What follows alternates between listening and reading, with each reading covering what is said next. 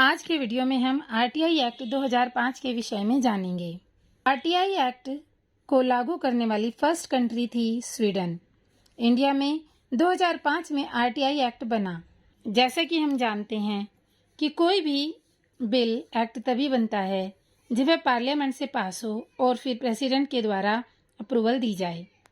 तो यह बिल 11 मई 2005 को लोकसभा से पास हुआ, 12 मई 2005 को राज्यसभा से पास हुआ, 15 जून 2005 को राष्ट्रपति की अप्रूवल मिली, जून 2005 को गजट ऑफ इंडिया में पब्लिश हुआ और कंप्लीट रूप से 12 अक्टूबर 2005 से जम्मू कश्मीर को छोड़कर पूरे भारत में लागू हुआ।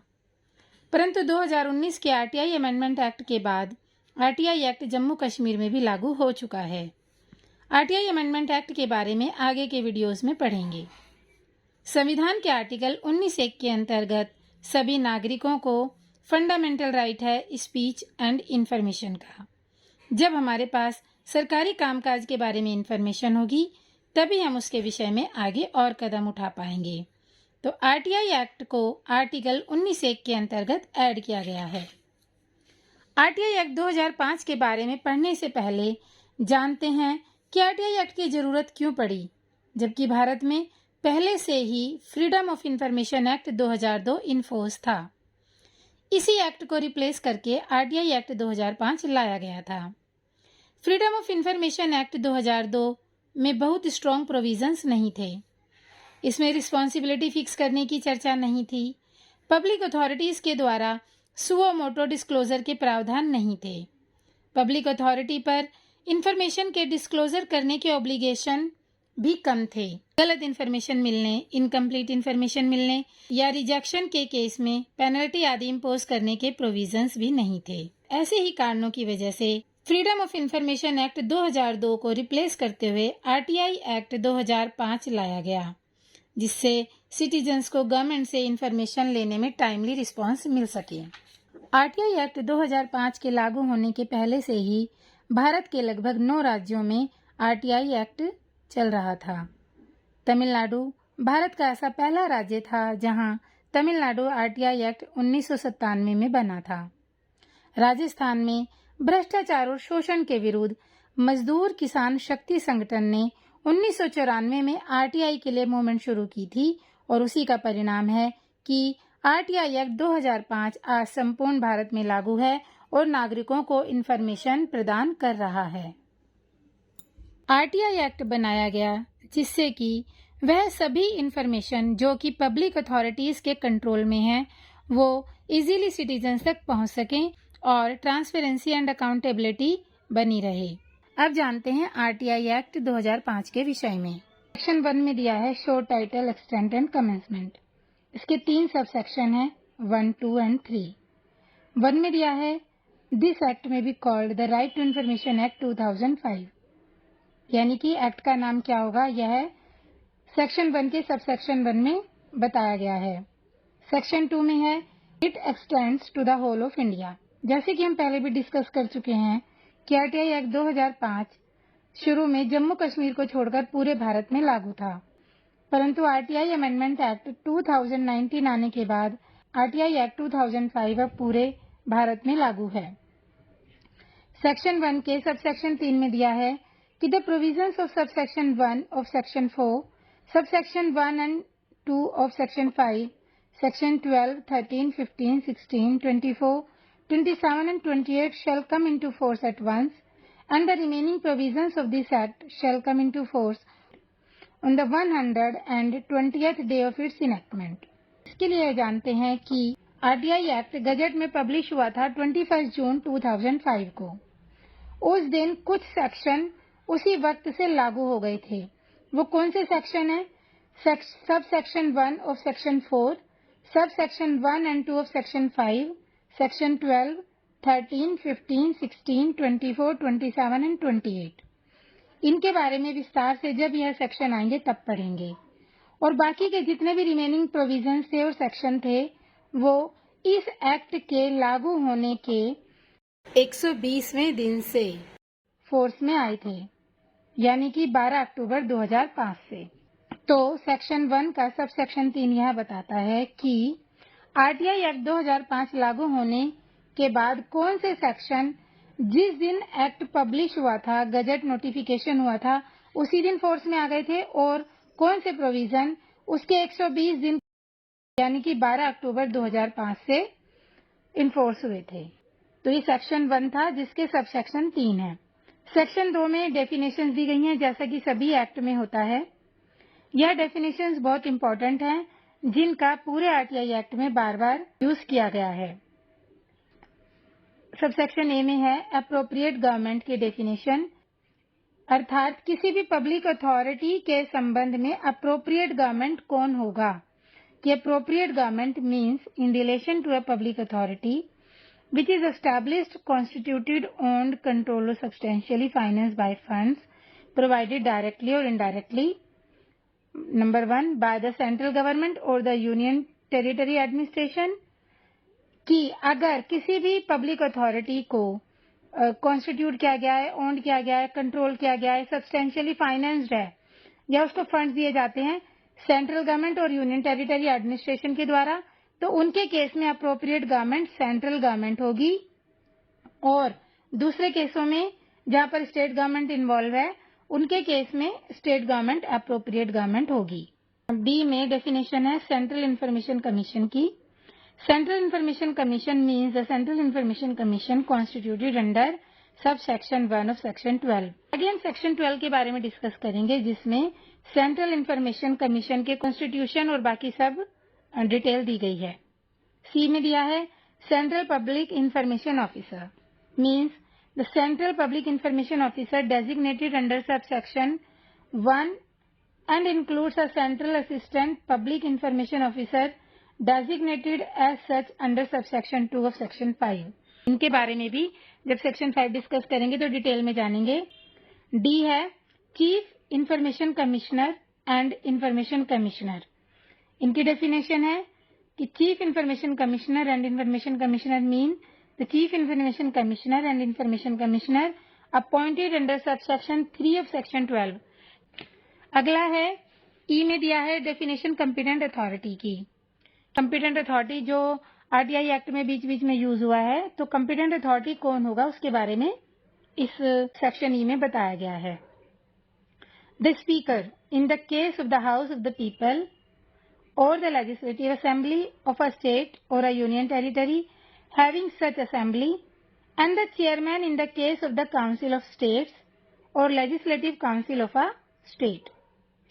The chief justice of India in the case of the supreme court, कि supreme court के केस में chief justice of India competent authority होंगे।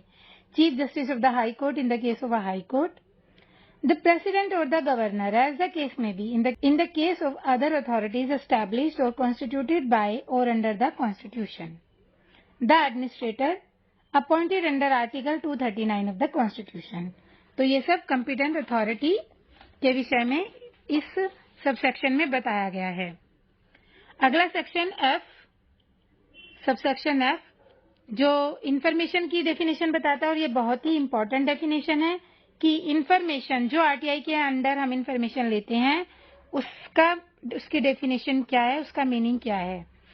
तो information means any material in any form including records, documents, memos, emails, opinions, advices, press releases, circulars, orders, log books, contracts, reports, papers, samples, models, data material held in any electronic form, and information relating to any private body which can be accessed by a public authority under any other law for the time being in force. Prescribed means prescribed by rules made under this act by the appropriate government or the competent authority as the case may be. Public authority, again very important definition कि public authority किसको कहेंगे, कौन है, उसकी definition क्या है।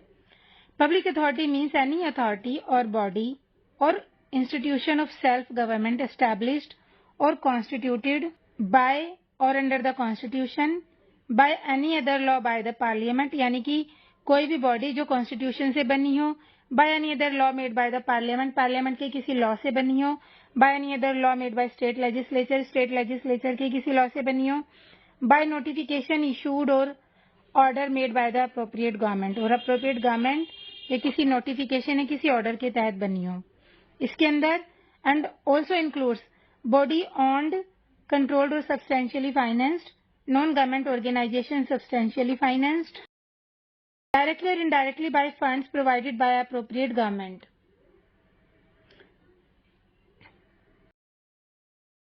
Directly or indirectly by funds provided by appropriate government.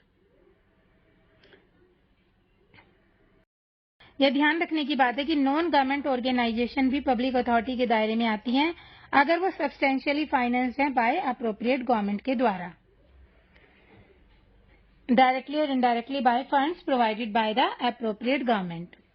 Records. Record की definition में क्या आएगा? Record includes any document, manuscript and file, any microfilm, microfiche and facsimile copy of a document, any reproduction of image or images embodied in such microfilm, whether enlarged or not, any other material produced by a computer or any other device.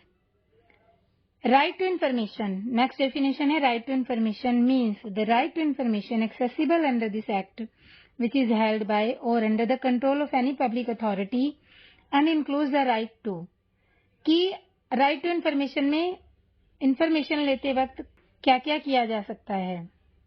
Inspection of work, documents, records, taking notes, extracts or certified copies of documents or records, taking certified samples of material, obtaining information in the form of diskettes, floppies, tapes, video cassettes or in any other electronic mode or through printouts where such information is stored in a computer or in any other device. अगली definition है state information commission. State information commission किसको कहेंगे? State information commission means the state information commission constituted under sub section 1 of section 15। Section 15 के सब section 1 में state information commission के विषय में डिटेल में बताया गया है। State chief information commissioner and state information commissioner mean the state chief information commissioner and the state information commissioner appointed under sub section 3 of section 15। कि सेक्शन 15 में जो state chief information commissioner state information commissioner के विषय में दिया गया है। State public information officer means the state public information officer designated under subsection 1 and includes a state assistant public information officer designated as such under subsection 2 of section 5। कि section 5 में clear बताया गया है कि स्टेट पीआईओ कौन होगा और जैसे कि हमने पहले पढ़ा था सेंटर पीआईओ कौन होगा। तो जब इसके बारे में सेक्शन 5 के बारे में जानेंगे तो इनके विषय में विस्तृत रूप से जानेंगे। Third party means a person other than the citizen making a request for information and includes a public authority। Third party के बारे में कहा जाएगा कि जो सिटीजन रिक्वेस्ट कर रहा है इन्फॉर्मेशन लेने के लिए और जो पब्लिक अथॉरिटी दे रही है इन्फॉर्मेशन, अगर वो इन्फॉर्मेशन उसके पास नहीं है या किसी और के बारे में इन्फॉर्मेशन है तो वो व्यक्ति या वो पर्सन या वो इंस्टीट्यूशन वो थर्ड पार्टी कहा जाएगा। चैप्टर 1 में 2 सेक्शन है 1 एंड 2। सेक्शन 1 के 3 सब सेक्शन है। सेक्शन 2 में डेफिनेशंस दी गई हैं ए से लेकर एन तक। यहाँ पर चैप्टर 1 खत्म हो जाता है। इसमें अब आता है चैप्टर 2। चैप्टर 2 में डिटेल में आरटीआई के बारे में बताया गया है। चैप्टर 2 में सेक्शन है 3 to 11। तो अब इनके बारे में डिस्कस करते हैं। सेक्शन 3 में बताया है right to information. Subject to the provisions of this act all citizen shall have the right to information. इसमें क्लियर कहा गया है कि सारे सिटीजन्स को राइट है इन्फॉर्मेशन का। All citizens have the right to information. Section 4 में ऑब्लिगेशन ऑफ पब्लिक अथॉरिटी, यह बहुत इंपॉर्टेंट सेक्शन है जिसमें पब्लिक अथॉरिटी जो भी पब्लिक अथॉरिटी होगी जिसको की इन्फॉर्मेशन प्रोवाइड करनी है उसके ऑब्लिगेशन क्या होंगे आरटीआई एक्ट में बताया गया है। तो सेक्शन 4 के सब सेक्शन 1 में दिया है कि एवरी पब्लिक अथॉरिटी शैल, कि हर पब्लिक अथॉरिटी को क्या करना है, maintain all records duly catalogued and indexed in a manner and the form which facilitate the right to information under this act and ensure that all records that are appropriate to be computerized are within a reasonable time and subject to availability of resources, computerized and connected through a network all over the country on different systems so that access to such records is facilitated. कि किसी भी public authority को records को इस तरह से catalogue और index करना है या उनको कंप्यूटराइज करना है कि वो इजीली उपलब्ध करवाए जा सकते हैं। बी में दिया है publish with in 120th day from the enactment of this act. जैसे कि हमने पहले जाना था कि इस एक्ट के कुछ प्रोविजन तो जिस दिन ये पब्लिश हुआ था गजट नोटिफिकेशन में आया था 21 जून 2005 से ही लागू हो गए थे और कुछ प्रोविजंस लागू होने के 120 दिन के लागू हुए थे। तो उस दौरान पब्लिक अथॉरिटी को ये ड्यूटी दी गई थी कि वो 120 दिन के अंदर अंदर इनेक्टमेंट ऑफ द एक्ट के 120 दिन के अंदर अंदर पब्लिश करे। क्या क्या पब्लिश करने को कहा गया था? The particulars of its organisation, function and duties, the powers and duties of its officer and employees, the procedure followed in the decision-making process, including channels of supervision and accountability, the norms set by it for the discharge of its function, the rules, regulations, instructions, manuals of records held by it or under its control or used by its employees for discharging its functions, a statement of the categories of documents that are held by it or under its control, the particulars of any arrangement that exists for consultation with or representation by the members of the public in relation to the formulation of its policy or implementation thereof,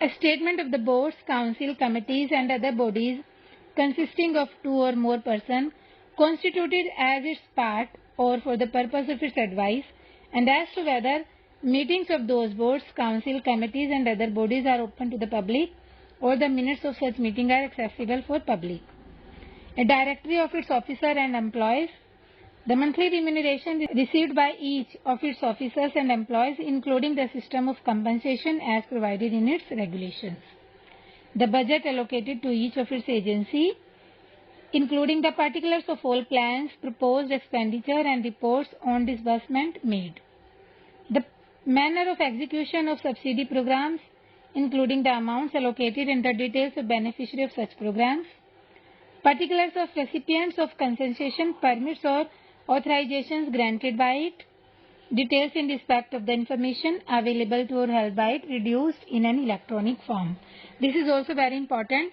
ये obligation थी public authority की details in respect of its information available to or held by it reduced in an electronic form, कि उसको electronic form में convert करना।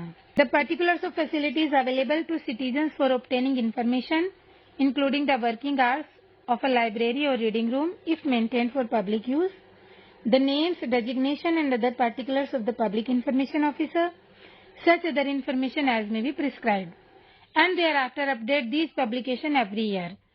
यानी कि शुरू में तो 120 दिन के अंदर अंदर किसी भी पब्लिक अथॉरिटी को ये ऑब्लिगेशन था कि वो 120 दिन के अंदर अंदर ये सब चीजें पब्लिश कर लें जो भी हमने देखी, और उसके बाद हर साल उनको अपडेट करना है ये publication every year and thereafter update this publications every year.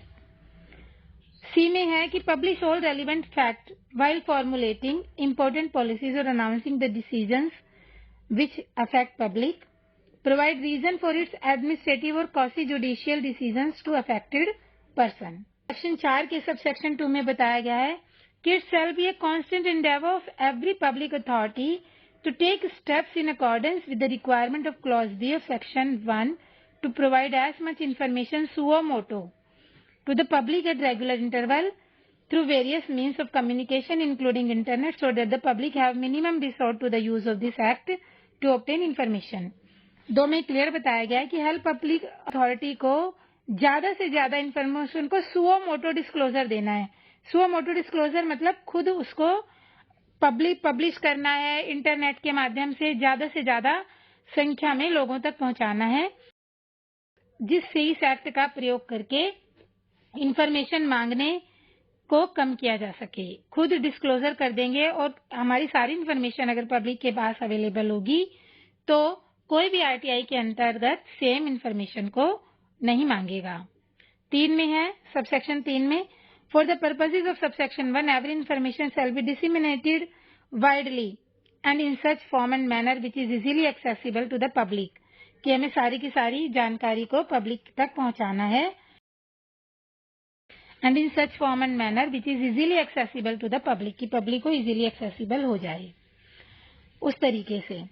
Subsection 4 में all materials shall be disseminated taking into consideration the cost effectiveness, local language and the most effective method of communication in that local area, and the information should be easily accessible to the extent possible in electronic format with the central public information officer or state public information officer as the case may be, available free or at such cost of the medium or the print cost price as may be prescribed.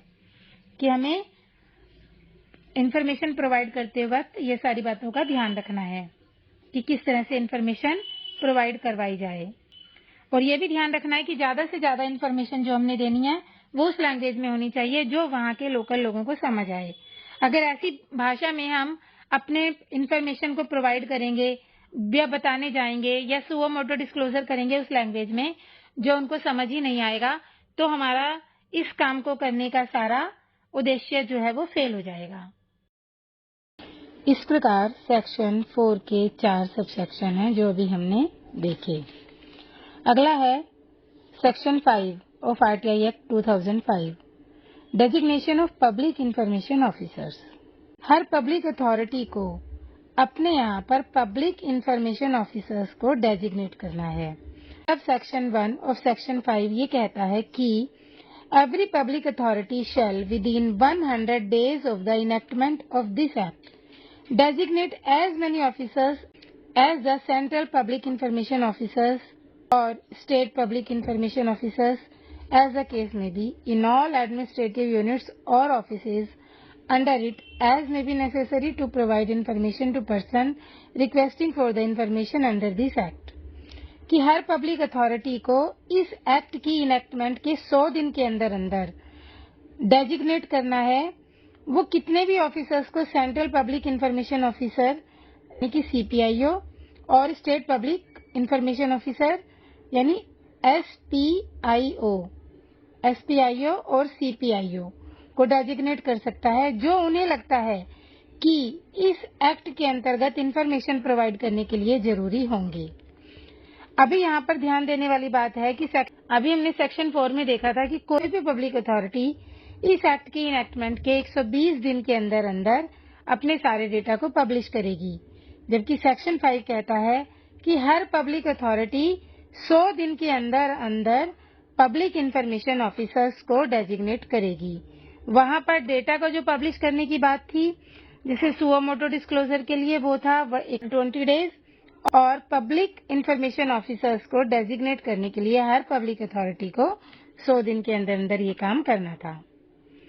Section 5 का सब section 2 हमें बताता है without prejudice to the provisions of sub section 1 every public authority shall designate an officer within 100 days of the enactment of this act at each sub divisional level और other sub district level as a central assistant public information officer और a state assistant public information officer as the case may be to receive the applications for information or appeals under this act, for forwarding the same forthwith to the central public information officer or the state public information officer or senior officer specified under subsection 1 of section 19 or the central information commissioner or the state information commissioner as the case may be. अब जैसा कि हमने देखा सब section 1 of section 5 में हर public authority को duty दी गई कि वो 100 दिन के अंदर अंदर सेंट्रल पब्लिक इंफॉर्मेशन ऑफिसर और स्टेट पब्लिक इंफॉर्मेशन ऑफिसर्स को डेजिग्नेट करेंगे. सब सेक्शन 2 ऑफ सेक्शन 5 में यह बताया गया है कि हर public authority central public information officer के साथ साथ central assistant public information officer या अगर स्टेट का मैटर है तो state assistant public information officers को डेजिग्नेट करेगा कि इस एक्ट के अंतर्गत एप्लीकेशंस या अपील को रिसीव करेगा और उन्हें फॉरवर्ड करेगा सेंट्रल पब्लिक इंफॉर्मेशन ऑफिसर को या स्टेट पब्लिक इंफॉर्मेशन ऑफिसर को या किसी और सीनियर ऑफिसर को, जो कि सेक्शन 19 के सब सेक्शन 1 में दिया है, जो कि हम आगे देखेंगे जब सेक्शन 19 के बारे में जानेंगे तब। सेक्शन 2 ऑफ सेक्शन 5 में एक बहुत इंपॉर्टेंट बात बताई गई है कि अगर कोई भी एप्लीकेशन या अपील रिसीव की जाएगी, central assistant public information officer यानी CAPIO या state assistant public information officer यानी SAPIO के द्वारा, तो उसको एडिशनल 5 दिन का समय और भी मिलेगा इंफॉर्मेशन प्रोवाइड करने के लिए। ध्यान देने वाली बात यह है कि अगर एप्लीकेशन या appeal central assistant public information officer या स्टेट असिस्टेंट पब्लिक इंफॉर्मेशन को दी गई है, तो उसकी इंफॉर्मेशन प्रोवाइड करने में स्पेसिफाइड टाइम से 5 दिन ज्यादा मिलेंगे। सब सेक्शन 3 ऑफ सेक्शन 5 में बताया है कि every central public information officer और state public information officer as the case में भी shall deal with request from person seeking information and render reasonable assistance to the person seeking such information। सब section 3 of section 5 ये बोलता है कि कोई भी PIO होगा यानी कि पब्लिक इंफॉर्मेशन ऑफिसर होगा, वो जिस व्यक्ति से उसको रिक्वेस्ट मिलती है इंफॉर्मेशन के लिए, तो वो ऐसी रिक्वेस्ट को अच्छे से डील करेगा और हर उस व्यक्ति को जो कि इंफॉर्मेशन लेना चाहता है, हर तरह की रीजनेबल असिस्टेंस भी उसको प्रोवाइड करेगा। सब सेक्शन 4 ऑफ सेक्शन 5 बताता है कि the central public information officer और state public information officer as the case में भी may seek the assistance of any other officer as he और she consider it necessary for the proper discharge of his और her duty.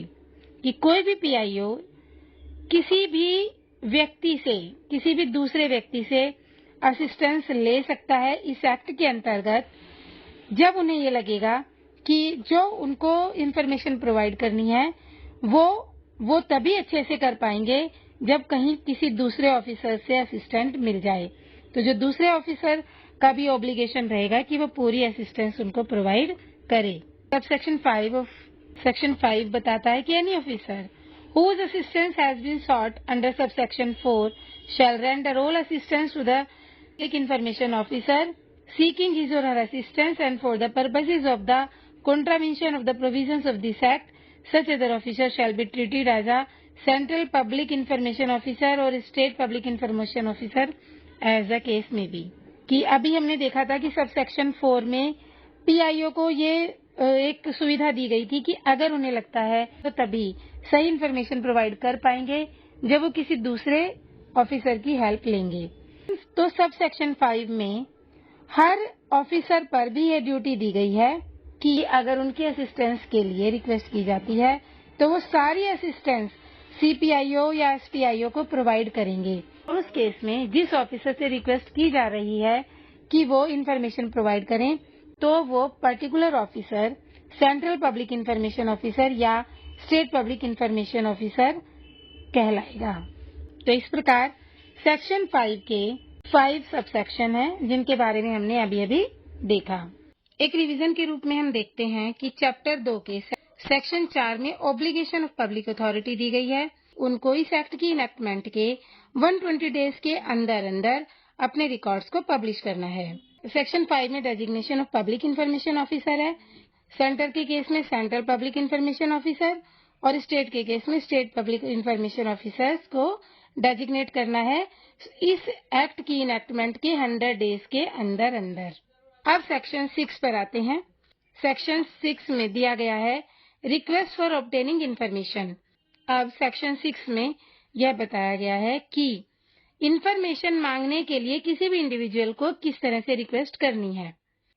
Section 6 का सब section 1 बोलता है कि a person who desires to obtain any information under this act shall make a request in writing or through electronic means in English or Hindi or in the official language of the area in which the application is being made, accompanying such fee as may be prescribed to A may दिया है to the public information officer or to the assistant public information officer, specifying the particulars of the information sought by him or her, provided that where such request cannot be made in writing, The CPIO or state PIO shall render all reasonable assistance to the person making the request orally to reduce the same in writing.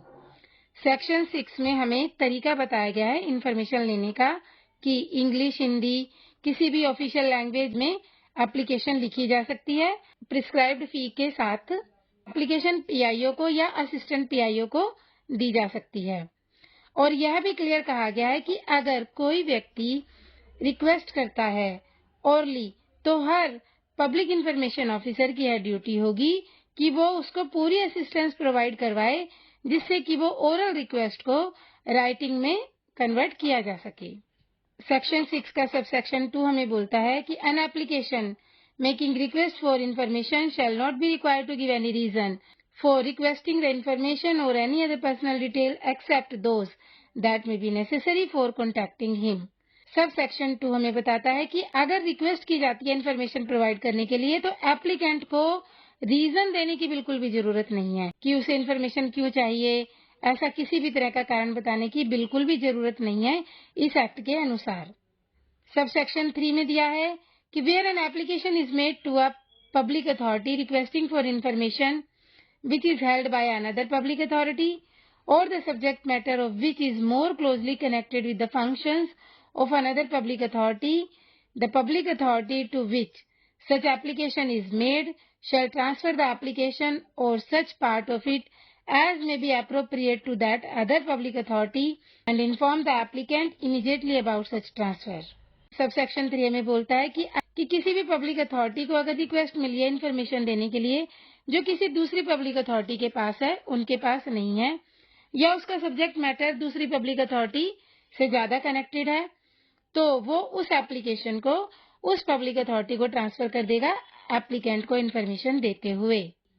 ऐसी application जो है जो एक public authority के द्वारा receive की गई है परंतु है किसी दूसरी पब्लिक अथॉरिटी के पास, तो वो उस एप्लीकेशन को जितनी जल्दी हो सके उसको ट्रांसफर कर देंगे दूसरी पब्लिक अथॉरिटी के पास। और किसी भी केस में 5 दिन से ज्यादा नहीं लगने चाहिए एप्लीकेशन को रिसीव होने की डेट से। तो सेक्शन 6 में 3 सब सेक्शन है 1, 2 एंड 3। अब 7वां बहुत ही इम्पोर्टेंट सेक्शन है जो हमें बताता है कि हमें रिक्वेस्ट मिल गई है एप्लीकेंट से, तो उस रिक्वेस्ट को डिस्पोज कैसे करना है, किस तरह से हमने इन्फॉर्मेशन प्रोवाइड करनी है, ये सब कुछ सेक्शन 7 में दिया है। Disposal of request.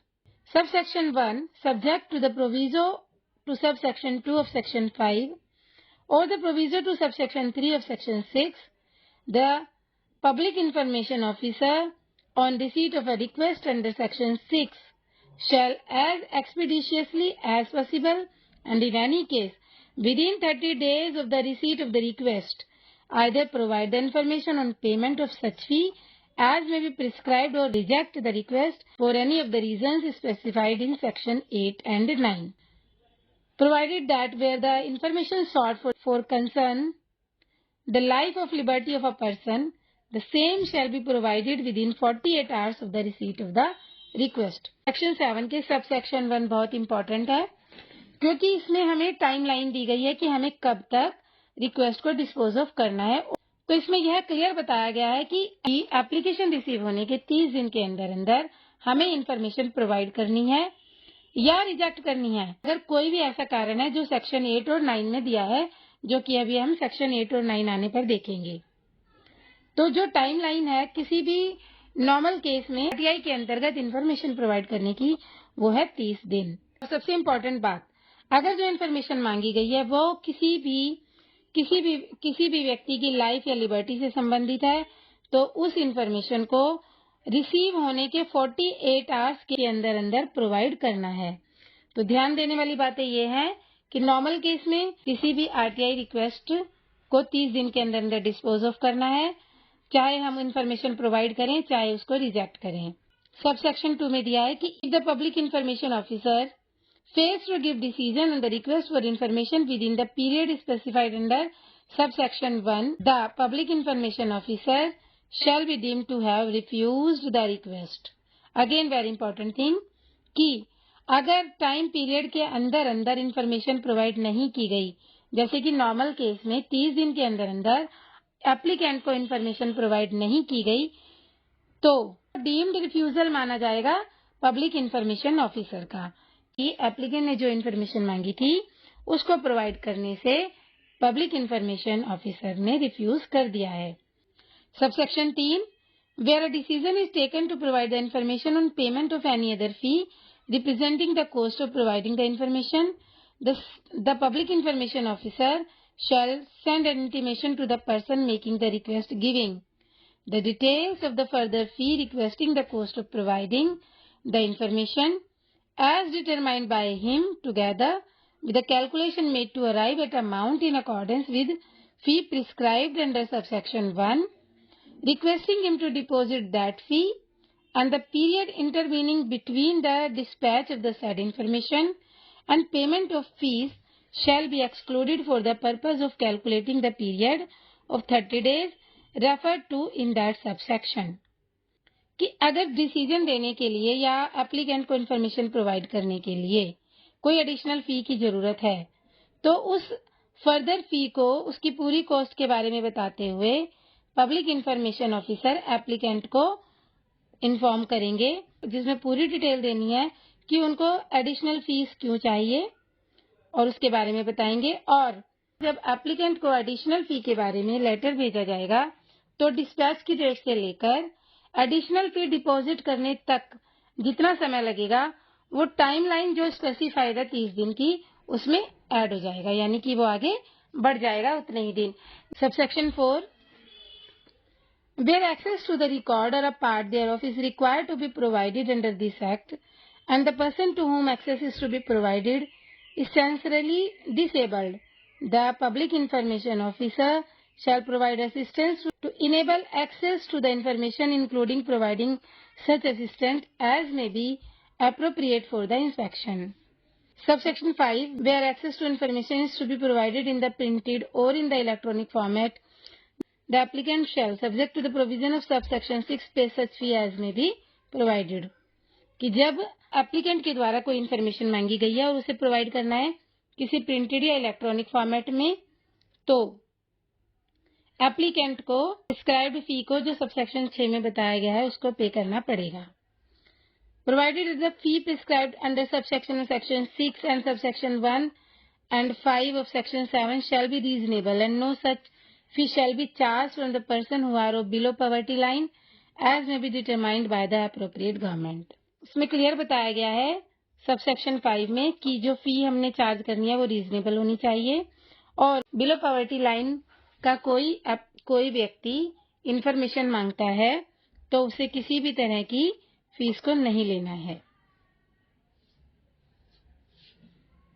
Subsection 6, notwithstanding anything contained in subsection 5, the person making request for the information shall be provided the information free of charge where a public authority fails to comply with the timeline specified in subsection 1। Section 7 के subsection 6 में बताया है कि अगर किसी भी applicant को information timeline के अंदर नहीं देते हैं, यानी नॉर्मल केस में 30 दिन के अंदर और अगर लाइफ या लिबर्टी का क्वेश्चन है तो 48 आवर्स के अंदर अगर हम इन्फॉर्मेशन प्रोवाइड नहीं करते हैं तो information free of charge provide की जाएगी एप्लीकेंट को।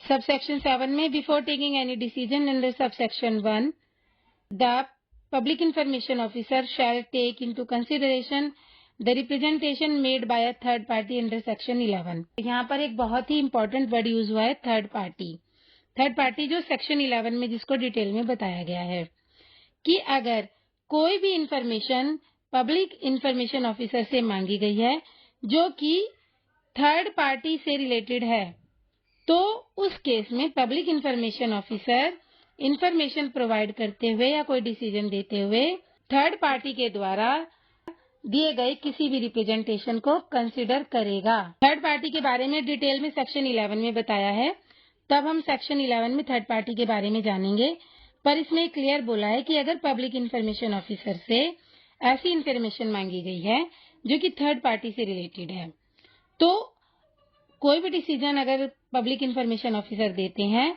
तो उनको अगर थर्ड पार्टी ने कोई रिप्रेजेंटेशन दिया है तो उसको भी कंसीडर करना पड़ेगा।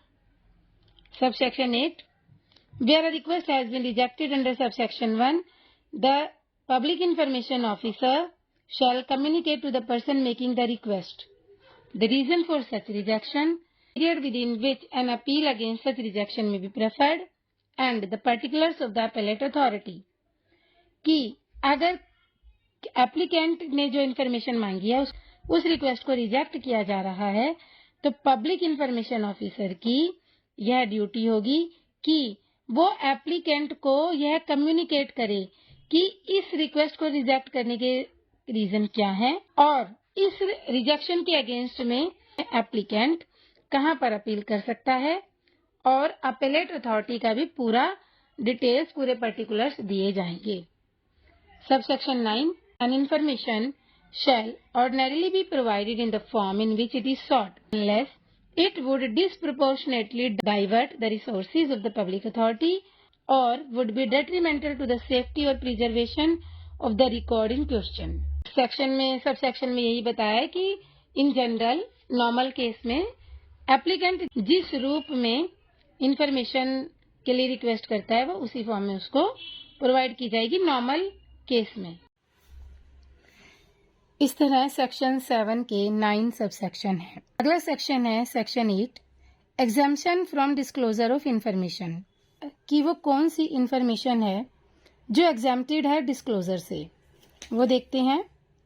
सेक्शन 8 के सबसेक्शन 1 में दिया है कि notwithstanding anything contained in this act there shall be no obligation to give any citizen कि जो अभी हम देखने वाले हैं वो इन्फॉर्मेशन किसी भी सिटीजन को प्रोवाइड करने के लिए कोई ऑब्लिगेशन नहीं है क्योंकि वो एग्जेम्प्टेड है फ्रॉम डिस्क्लोजर. उसमें ए में है information disclosure of which would prejudicially affected the sovereignty and integrity of India, the security, strategic, scientific और economic interest of the state, relation with foreign state और lead to incitement of an offence कि कोई भी information जो India की sovereignty, integrity, security, strategic, scientific और economic interest को affect करे ऐसी कोई भी इंफॉर्मेशन को डिस्क्लोज नहीं किया जाएगा. अगला है information which has been expressly forbidden to be published by any court of law और ट्रिब्यूनल और the disclosure of which may constitute contempt of court कि ऐसी कोई भी इंफॉर्मेशन को डिस्क्लोज नहीं किया जाएगा जिससे कंटेम्प्ट ऑफ कोर्ट का डर हो. अगला है information the disclosure of which would cause a breach of privilege of parliament और द स्टेट लेजिस्लेचर कि ऐसी कोई भी इंफॉर्मेशन जिसका disclosure breach of privilege of parliament या स्टेट लेजिस्लेचर हो उसको भी डिस्क्लोज नहीं किया जाएगा. Information including commercial confidence, trade secrets or intellectual property, the disclosure of which would harm the competitive position of a third party, unless the competent authority is satisfied that larger public interest warrants the disclosure of such information. यानी ऐसी कोई भी information जैसे कि commercial confidence हो, trade secret हो, intellectual property हो या उसका डिस्क्लोजर किसी भी थर्ड पार्टी की कम्पिटिटिव पोजीशन को नुकसान पहुंचाए तो उसको भी डिस्क्लोज नहीं किया जाएगा जब तक कॉम्पिटेंट अथॉरिटी सेटिस्फाइड नहीं होती कि इस इंफॉर्मेशन को डिस्क्लोज करने में लार्जर पब्लिक इंटरेस्ट इन्वॉल्व है. Information available to a person in his fiduciary relationship unless the competent authority is satisfied that the larger public interest warrants the disclosure of such information. Same पहले की तरह कि जब तक कोई larger public interest involve नहीं होगा इस तरह की कोई भी इंफॉर्मेशन डिस्क्लोज नहीं की जाएगी. Information received in confidence from foreign government से भी जो इंफॉर्मेशन हमें कॉन्फिडेंस में मिली है वो भी डिस्क्लोज नहीं की जाएगी.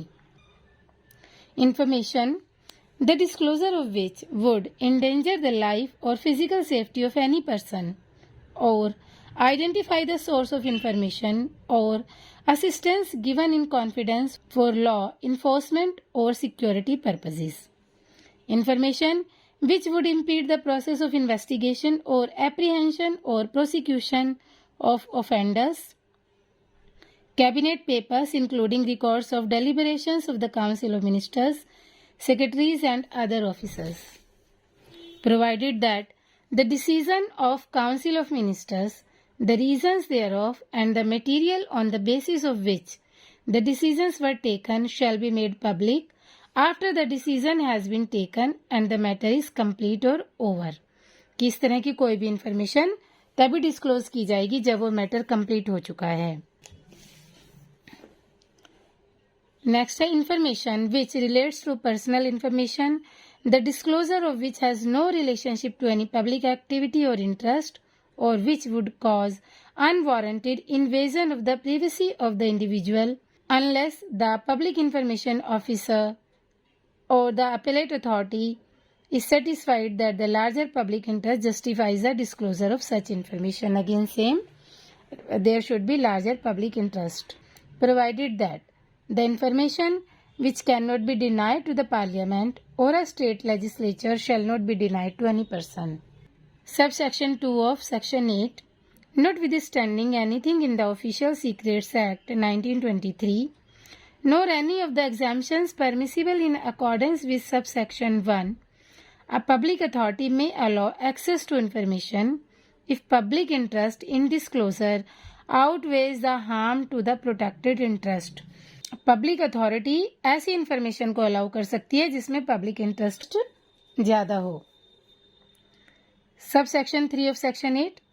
Subject to the provisions of clauses A, C and I of subsection 1, any information relating to any occurrence, event or matter which has taken place, occurred or happened 20 years before the date on which any request is made under section 6 shall be provided to any person making a request under that section. So, there are 3 subsections of section 8. Section 8, exemption from disclosure of information. Next है section 9, ground for rejection to access in certain cases. कि अगर कोई applicant information मांगता है तो उसको reject भी किया जा सकता है कुछ केसेस में. Without prejudice to the provisions of section 8. Section 8 जिसमें कि exemption from disclosure है.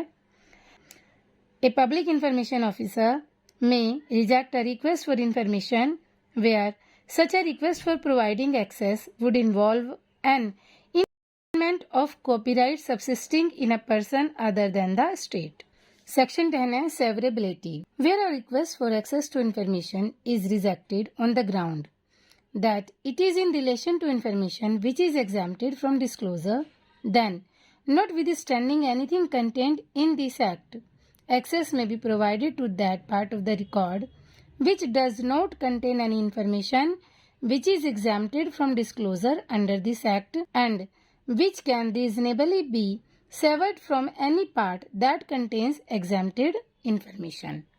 कि अगर कोई इंफॉर्मेशन मांगी गई है तो जो इन्फॉर्मेशन एग्जाम्प्टेड है उस इन्फॉर्मेशन को ना देते हुए इन्फॉर्मेशन के उस पार्ट को डिस्क्लोज कर सकते हैं एप्लीकेंट को जो कि एग्जाम्प्टेड नहीं है.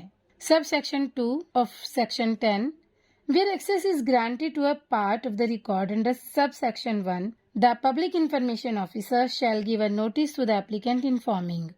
कि अगर ऐसा कभी भी होगा कि अगर हमें इस तरह इन्फॉर्मेशन देनी है कि कुछ पार्ट जो एग्जाम्प्टेड है उसे नहीं देना और जो पार्ट एग्जाम्प्टेड नहीं है उसे डिस्क्लोज करना है, तो पब्लिक इंफॉर्मेशन ऑफिसर को एप्लीकेंट को ये बताना होगा that only part of the record requested after severance of the record containing information which is exempted from disclosure is being provided. The reason for the decision including any findings और any material question of fact referring to the material on which those findings were based, the name and designation of the person giving the decision, the details of the fees calculated by him or her, and the amount of fee which the applicant is required to deposit, and his or her right with request to review of the decision regarding non-disclosure of part of the information, the amount of fee charged or the form of access provided, including the particulars of the senior officer specified under subsection 1 of section 19 or the Central Information Commission or the State Information Commission as the case may be, time limit, process and any other form of access. किस तरह की सारी detail हमें applicant को देनी होगी अगर हम केवल एक पार्ट उसको डिस्क्लोज कर रहे हैं। अगला सेक्शन है section number 11, third party information. Third party information क्या होती है और थर्ड पार्टी कौन होती है, इसके सब सेक्शन 1 में बताया है where a public information officer intends to disclose any information or record or part thereof on a request made under this act which relates to or has been supplied by a third party and has been treated confidential by that third party, the public information officer shall within 5 days from the receipt of the request give a written notice to such third party of the request and of that fact that public information officer intends to disclose the information or record or part thereof and invite the third party to make a submission in writing or orally regarding whether the information should be disclosed, and such submission of the third party shall be kept in view while taking a decision about disclosure of information। कि अगर public information officer को लगता है कि applicant को वो information दी जा सकती है जो कि किसी थर्ड पार्टी से रिलेटेड है, तो public information officer third party को इन्फॉर्म करेंगे इसके बारे में और उनसे यह पूछा जाएगा कि ऐसी इन्फॉर्मेशन हम डिस्क्लोज करना चाहते हैं। तो अगर थर्ड पार्टी कोई सबमिशन देगी तो डिस्क्लोज करने से पहले उस सबमिशन को भी ध्यान में रखा जाएगा। इसके इस सब सेक्शन में थर्ड पार्टी को इन्फॉर्म करने के लिए टाइम दिया गया है 5 दिन के अंदर अंदर, कि यानी कि अगर कोई भी इंफॉर्मेशन थर्ड पार्टी से संबंधित होगी तो पब्लिक इंफॉर्मेशन उसको डिस्क्लोज करने से पहले थर्ड पार्टी को 5 दिन के अंदर अंदर इन्फॉर्म करेंगे इसके बारे में। Subsection 2, where a notice is served by the public information officer under subsection 1 to a third party in respect of any information और रिकॉर्ड और part thereof, the third party shall within 10 days from the date of receipt of such notice be given the opportunity to make representation against the proposed disclosure। Subsection 2 यह बताता है कि जब public information officer third party को inform कर देंगे कि वो कुछ इन्फॉर्मेशन जो उनसे संबंधित है उसे डिस्क्लोज करना चाहते हैं, तो इस इन्फॉर्मेशन के 10 दिन के अंदर अंदर थर्ड पार्टी को अपना रिप्रेजेंटेशन देना होगा। Subsection 3, not with standing anything contained in section 7, the public information officer shall, within 40 days after receipt of the request under section 6, if the third party has been given an opportunity to make representation under subsection 2, make a decision as to whether or not to disclose the information or record or part thereof and give in writing the notice of his decision to the third party। Subsection 3 में यह clear किया गया है कि कोई भी public information officer third party से संबंधित किसी भी इंफॉर्मेशन को उसकी रिप्रेजेंटेशन मिलने के बाद उसके अनुसार ही डिस्क्लोज करेंगे और इसके लिए उसको 40 दिन का टाइम दिया गया है। नॉर्मल टाइम 30 दिन होता है, लेकिन इसके अंदर 30 दिन का समय दिया गया है और वो जो भी डिसीजन लेंगे उसको उस थर्ड पार्टी को भी बताया जाएगा।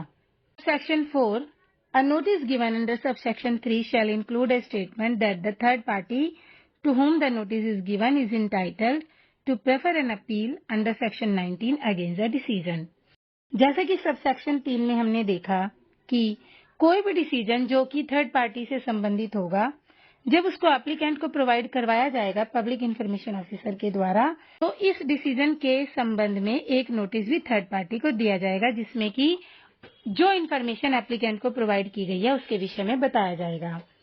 तो सबसेक्शन 4 में भी यही कहा गया है कि नोटिस में यह तो हम बताएंगे ही थर्ड पार्टी को कि हमने क्या डिस्क्लोज किया है एप्लीकेंट को, साथ ही यह भी बताएंगे कि वो इस डिसीजन के अगेंस्ट में सेक्शन 19 में आरटीआई एक्ट के सेक्शन 19 में अपील भी कर सकते हैं। इस वीडियो में हमने सेक्शन 1 से लेकर सेक्शन 11 तक आरटीआई एक्ट 2005 के विषय में जाना है। बाकी के रिमेनिंग सेक्शन हम पार्ट 2 में करेंगे।